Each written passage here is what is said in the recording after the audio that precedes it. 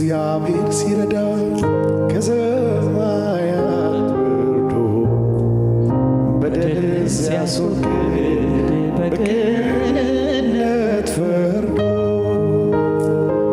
አላያችሁም መዱ ሲሰበር ምርኮኛው ተልኮ ማዳኑ ሲናገር